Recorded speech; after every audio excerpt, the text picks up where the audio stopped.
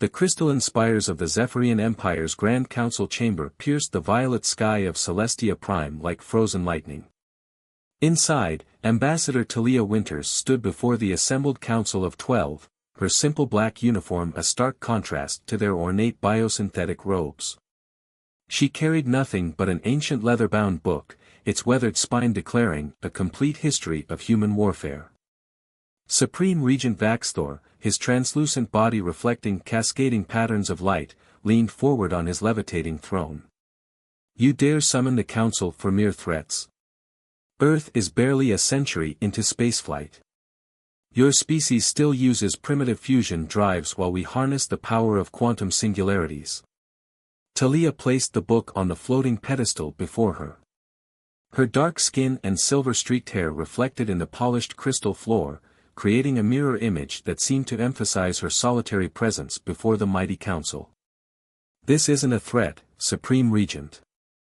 This is a warning from one sentient species to another. Withdraw your forces from the Orion Arm, or face the consequences of your choice. Laughter rippled through the chamber like wind through chimes, the council members' crystalline bodies resonating with their amusement. Minister Zyra, her form shimmering with bioluminescent patterns, spoke next.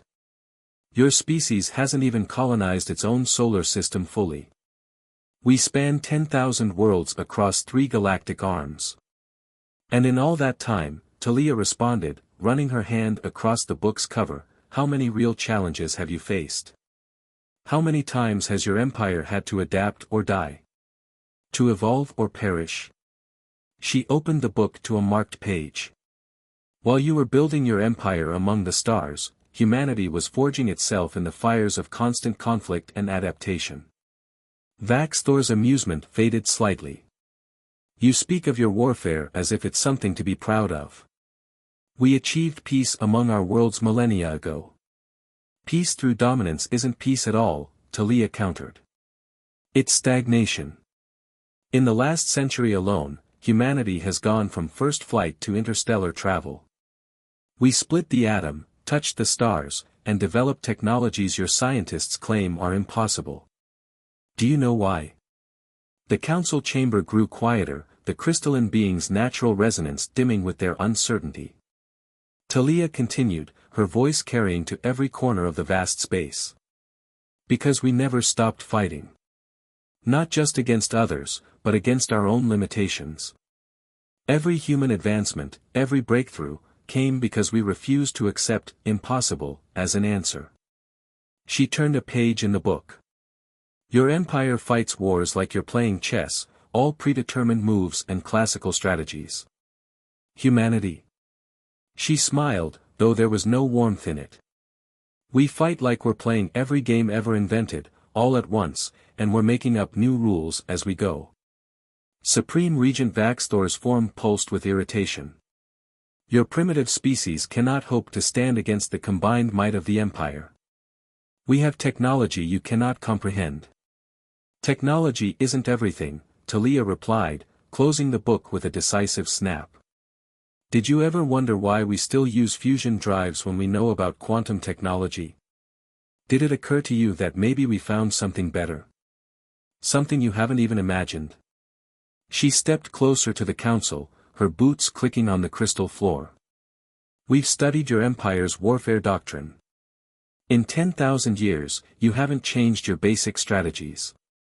You rely on overwhelming force, superior technology, and the assumption that your enemies will play by the same rules you do. The chamber's atmosphere grew heavier as Talia continued. But humans? We turned warfare into an art form. We learned to fight with sticks and stones, then bronze and iron, then gunpowder and steel, then atoms and electrons. Each time we discovered a new tool, we found 1,000 ways to use it that its creators never imagined. Minister Zyra's bioluminescence flickered nervously. You speak of chaos. Of disorder. The Empire brings order to the galaxy. Order. Talia laughed softly. Order is stagnation. Life is chaos, adaptation, evolution. In the time it takes your empire to approve a new military doctrine, humanity will have invented and discarded a dozen new ways of warfare. She placed a small holographic projector on the pedestal beside the book. It activated, showing Earth's solar system. You have 24 standard hours to begin withdrawing your forces from human space. After that, we will consider your empire hostile to human existence. Supreme Regent Vaxthor rose from his throne, his crystalline form towering over Talia. You would doom your species with such arrogance?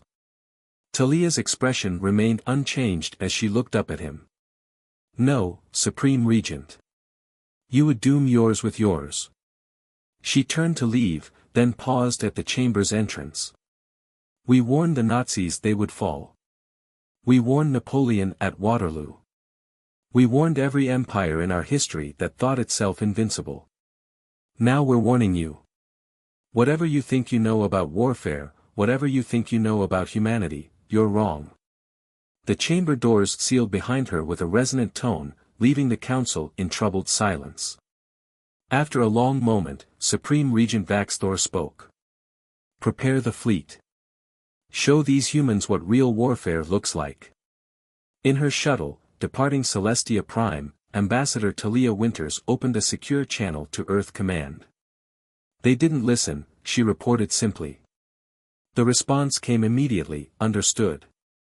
Initiating Operation Pandora's Box. May whatever gods they believe in have mercy on their souls. As her shuttle jumped to hyperspace, Talia thought about the Empire's mighty fleet gathering for war. They still didn't understand. They thought they were starting a war, but they were really stepping into humanity's playground. And humanity had spent its entire existence learning how to play rough. The Empire was about to learn why evolution favored the adaptable over the mighty. They were about to learn why humanity's greatest weapon wasn't its technology or its numbers, but its infinite capacity to transform any situation into an advantage. They were about to learn why you should always listen when humans warn you about war. The Zephyrian Empire's first strike fleet emerged from quantum space in perfect formation, 5,000 ships arranged in a three-dimensional lattice that had conquered 1,000 worlds. Fleet Commander Xandar stood on his command deck, his crystalline form pulsing with anticipation as he observed the Sol system's outer reaches. Primitive defenses detected, his tactical officer reported. Simple automated satellites and minimal orbital platforms surround their colonies on Mars and Europa. No significant fleet presence. Xandar's crystalline features arranged themselves into what passed for a smile among his species. As expected. Begin standard conquest protocol. Launch the dash. Sir. His sensor officer's voice carried an odd note. The humans, they're broadcasting something on all frequencies. Through the command deck speakers came the sound of human music, a haunting melody of strings and percussion that seemed to fill the space between stars. Commander Raj Patel's voice followed, calm and almost amused. Welcome to Sol, Fleet Commander. I trust you received Ambassador Winter's warning? No. Well, allow us to demonstrate why that was a mistake. The music swelled, and suddenly the seemingly empty space around the Imperial fleet came alive. What had appeared to be random debris and small asteroids began to move with purpose. The Empire's sensors registered thousands of small objects accelerating toward their formation. Evasive action. Xandar ordered, but his fleet's perfect formation worked against them. The small objects, barely larger than human fighters, darted between the Imperial ships with impossible agility. They weren't attacking, they were deploying something. Unknown energy signatures, the tactical officer shouted. Sir, they're creating some kind of quantum interference field. Xandar watched in horror as sections of his fleet began to disappear from sensors, only to reappear seconds later in complete disarray. The humans hadn't built massive warships to match the Empire's might, they'd created devices that turned space itself into a weapon. This is impossible, Xandar muttered. Their technology is primitive. They use fusion drives and chemical weapons. They dash. Oh, Commander, Patel's voice came again, thick with amusement. Did you really think we showed you our real technology? Those fusion drives and chemical rockets? That was what we wanted you to see. Let me introduce you to Project Eclipse. The stars around the Imperial fleet began to dim, as if something was absorbing their light. In the artificial darkness, new stars seemed to bloom, but they weren't stars at all. They were human ships, thousands of them, each smaller than the Empire's smallest destroyer but moving with coordinated precision that made the Imperial formation look clumsy and predictable. You see, Patel continued as his forces engaged, while you were watching our primitive rockets, we were perfecting quantum phase technology. While you were laughing at our fusion drives, we were learning to step our ships partially out of normal space. Everything you saw was a carefully crafted illusion. The human ships struck with surgical precision, their weapons bypassing the Empire's legendary shields as if they didn't exist. They didn't try to match the Empire's ships for size or power, instead, they exploited gaps in formation, blind spots in sensor coverage, and weaknesses that 10,000 years of unchallenged supremacy had left in Imperial doctrine. Your Empire fights wars like an avalanche, Patel explained as another section of the Imperial fleet dissolved into chaos. Overwhelming force, unstoppable momentum. But humanity? We fight like water. We flow around obstacles. We find every crack, every weakness. And given enough time, water can carve through any mountain. Xandar watched as his carefully orchestrated assault turned into a desperate defense. The humans weren't fighting according to any military doctrine he recognized. Their ships moved in patterns that seemed random until you realized they were herding the Imperial vessels into killing zones. Their weapons didn't try to overpower the Empire's shields, they simply ignored them, attacking from dimensional angles the Empire's defensive systems hadn't been designed to consider. Fall back, he finally ordered, watching another squadron disappear into a quantum distortion field.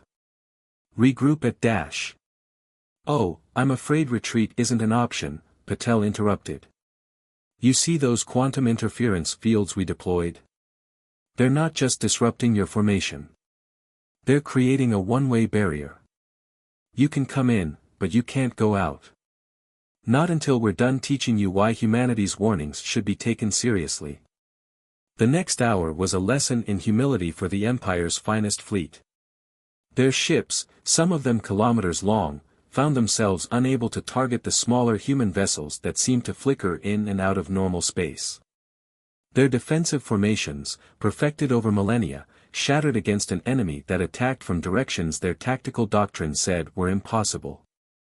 When it was over, barely 1,000 of the original 5,000 ships remained in fighting condition. The humans hadn't destroyed them all, instead, they'd systematically disabled engines, weapons, and quantum drive systems, leaving the mighty Imperial vessels floating helpless in space. Consider this a practical demonstration, Patel's voice came one final time. We'll let you limp home with enough ships to carry a message, humanity warned you fairly. We showed you what we wanted you to see, and you fell for it. This was just our first line of defense, using only a fraction of our actual capabilities. Would you like to see what happens when we stop playing nice? In the Imperial War Council chamber on Celestia Prime, Supreme Regent Vaxthor watched the battle recordings in stunned silence. The humans hadn't just defeated one of their finest fleets, they'd done it with technology the Empire had deemed impossible, using strategies that defied conventional military logic. Perhaps, Minister Zyra suggested quietly, her bioluminescence dim with worry, we should reconsider Ambassador Winter's warning. But Vaxthor's pride wouldn't let him admit defeat so easily. Prepare the main fleet, he ordered. All of it. We will crush these humans with such overwhelming force that their tricks and deceptions will mean nothing. In his command center orbiting Europa, Commander Raj Patel received the reports of the Empire's escalation. He opened a channel to Earth Command, they still don't understand. They're gathering an even bigger fleet. The response was simple, then let's show them why quantity means nothing against quality. Initiate Phase 2. As he gave the orders to prepare humanity's next surprise, Patel almost felt sorry for the Empire. Almost. They still thought this was a war of ships and weapons.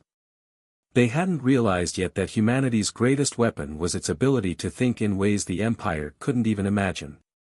The real battle hadn't even begun. Strategic Director Naomi Rodriguez stood in Earth's Quantum Command Center, her dark eyes reflecting the holographic display of the approaching Imperial Armada. 30,000 ships, the largest fleet gathering in the Empire's history, moved through space like a swarm of angry hornets. They still think quantity is quality, she mused, gesturing to her senior staff. Time to show them why that's a dangerous assumption. Initiate Operation Mirage. Across human space, thousands of quantum beacons activated simultaneously. The devices, hidden in asteroid fields and nebulae, began broadcasting signals that made reality itself shiver. To the Empire's sensors, it appeared as if human fleets were appearing everywhere at once, massive armadas materializing from nowhere. On the Imperial flagship, Grand Admiral Vextar watched in confusion as his sensors registered impossible readings. 10,000 human ships detected in the Proxima system, 20,000 near Alpha Centauri, 15,000 approaching from Beta Hydrae. Impossible, he declared. Their industrial capacity couldn't support such numbers. These must be sensor ghosts, decoys. Of course they're decoys, Naomi's voice came through on all Imperial frequencies. The question is, which ones? Are any of them real? All of them? None of them? Welcome to humanity's House of Mirrors, Admiral. The Imperial fleet's perfect formation wavered as commanders tried to determine which threats were real and which were illusions.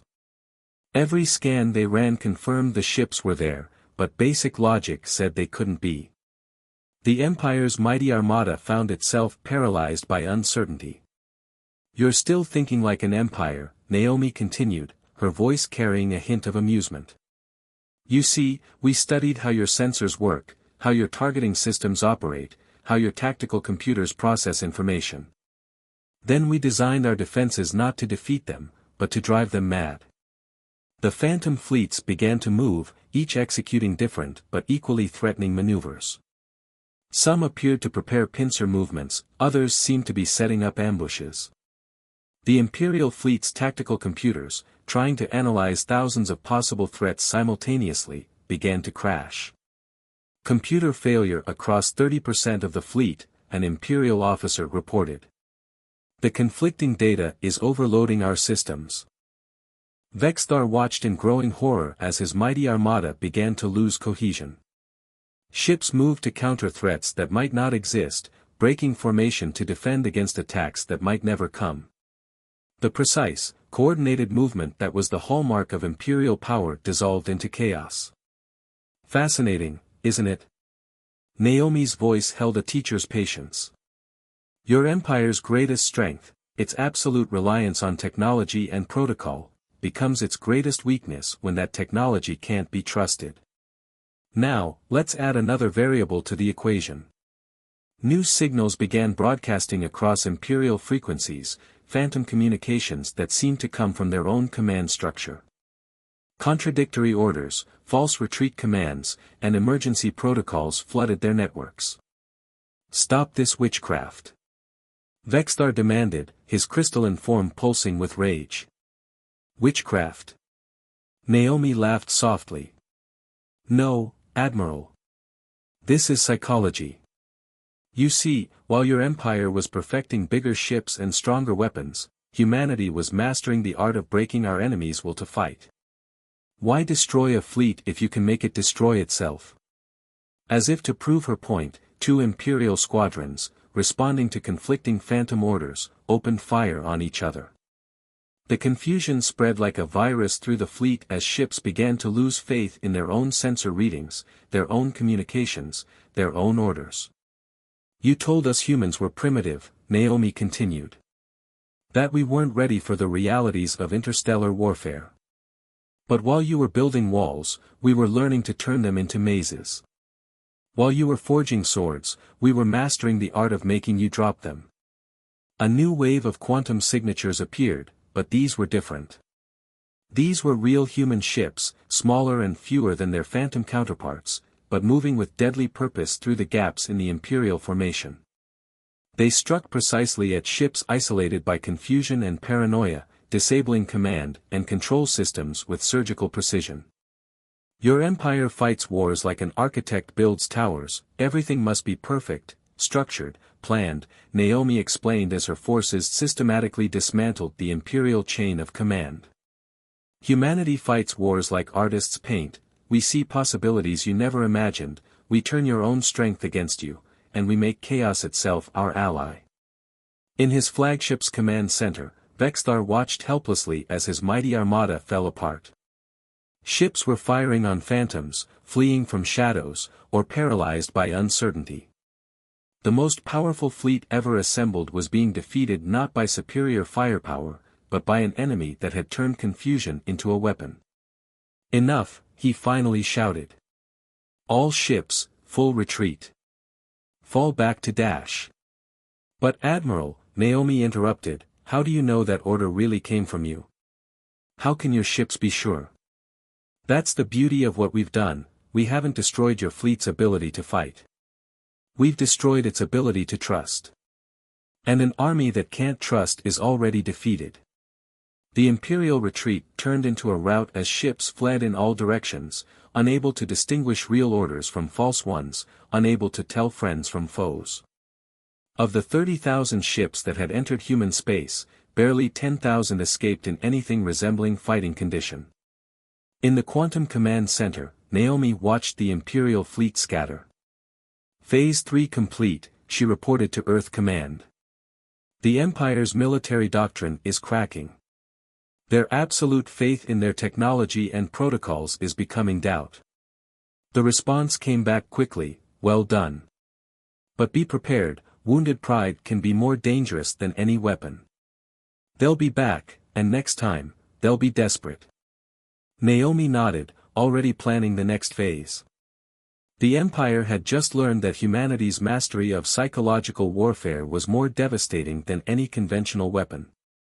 But they still hadn't seen humanity's true capabilities. The real revelations were yet to come. The crystalline halls of the Imperial Palace on Celestia Prime no longer sparkled with their usual brilliance. The recent defeats had cast a shadow over the Empire that no amount of bioluminescence could dispel. In a secret chamber deep within the palace, Lieutenant Jade Winters, sister of Ambassador Talia Winters and humanity's deepest undercover operative, watched the Empire begin to fracture from within. The humans don't just fight with ships and weapons, whispered Kavau, a member of the Empire's subjugated Lyrian species. His insectoid features clicked with nervous energy. They fight with ideas. And ideas are harder to stop than any fleet. Jade nodded, her implants perfectly mimicking Lyrian body language. Tell me what you're hearing in the lower chambers. The newer colonies are questioning everything now. The humans' victories, they've shown us all that the Empire isn't invincible. That maybe there are better ways than blind obedience. Above them, in the Grand Council chamber, Supreme Regent Vaxthor faced growing dissent. Minister Zyra's bioluminescent patterns pulsed with barely contained fury. 3 fleets. 3 of our mightiest fleets humiliated. Not by superior numbers or technology, but by an enemy that turns our own strength against us. Which is why we must strike now, with everything we have. Vaxthor's crystalline form vibrated with desperate intensity. Gather every ship, every warrior. We will darken the skies of Earth with our dash. And repeat our previous failures on an even grander scale. A new voice cut through the chamber. Arch-strategist Pelnor, his ancient crystalline form clouded with age, stepped forward. These humans, they're not just defeating our ships. They're defeating our way of thinking. In her hidden chamber, Jade activated her quantum transmitter, sending encrypted data back to Earth Command. The Empire's fractures were growing deeper by the hour.